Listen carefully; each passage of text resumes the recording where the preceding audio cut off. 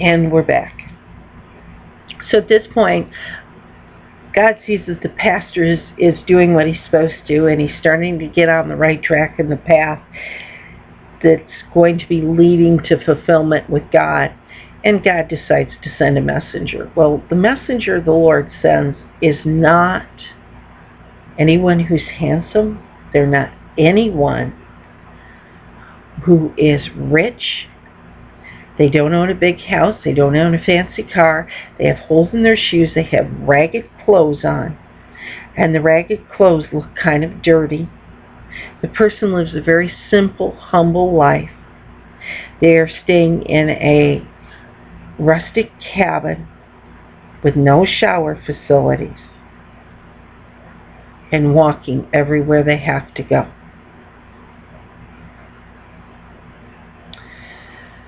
The poor person who God has sent is actually a messenger in disguise.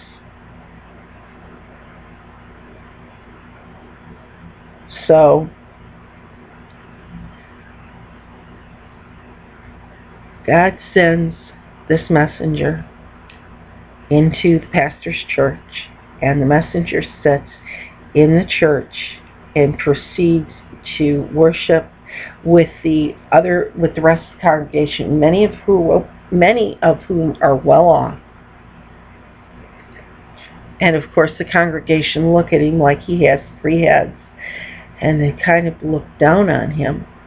And while they pretend and feign politeness and kindness, they're not real comfortable with him. In their opinion, he's kind of odd, he's different, he's got some real problems, some real issues as far as they're concerned. He's just not what they would consider an upstanding person. Because in their opinion, if he were upstanding, he wouldn't have any problems. He'd have a $70,000 a year job, he'd drive a big fancy car, he'd own a big fancy house, and he could contribute to their congregation.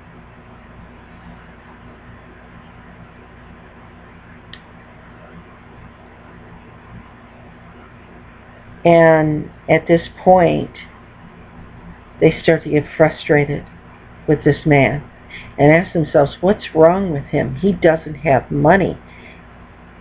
He must have real problems. He must have real issues and real drama if he truly doesn't make $70,000 a year. If he's not rich, if he can't contribute to their congregation, he's not worth anything. They decide that they'll show him some kindness, and he can become their token poor person. And what a token poor person is a person that a congregation considers to be an individual, much like I'd mentioned before, who they prejudge as being not very successful because that person doesn't have money or wealth or status.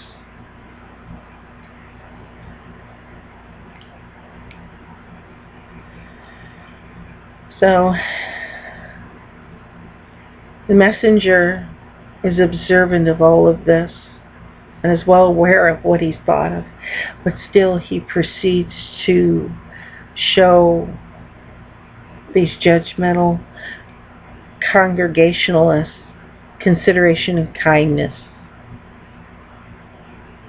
And he continues to come into the congregation for several months.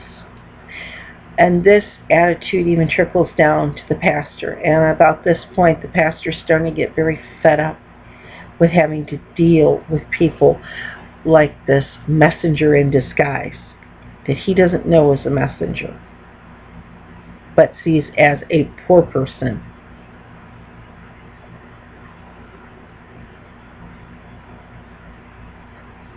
So the pastor doesn't want to give the impression that he's not treating the man with compassion. He feigns compassion for the person, but he really doesn't like this man, and simply because he has no wealth, he's not popular, he has nothing that the pastor feels that is of value to the real world and to his church. So therefore, this poor person really is taking up space in the church. Pastor doesn't want to hurt the man's feelings, so he doesn't tell him this. But the messenger knows and understands this. This angers God. So finally God puts the pastor to a test. And he sends the messenger in, and the pastor tries to brush the messenger off, but the messenger won't be brushed off. And the messenger wants to sit and talk with the pastor, so the pastor says, fine, I only have a few minutes to sit and talk. And the messenger asks the pastor what he thinks of his church. The messenger and God are trying to see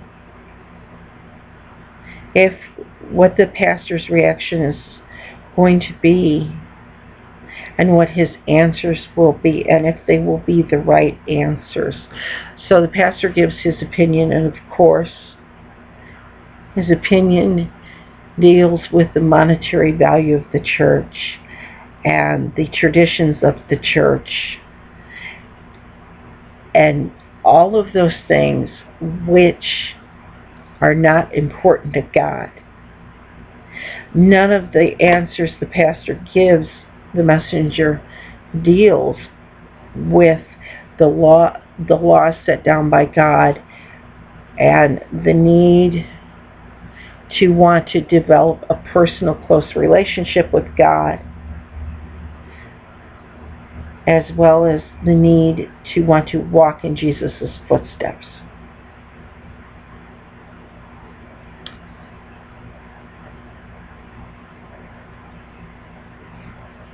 And about this point, the messenger gets up and thanks the pastor and walks out. Pastor just shakes his head, disgusted that he had to sit and talk to such a lowly human being, and will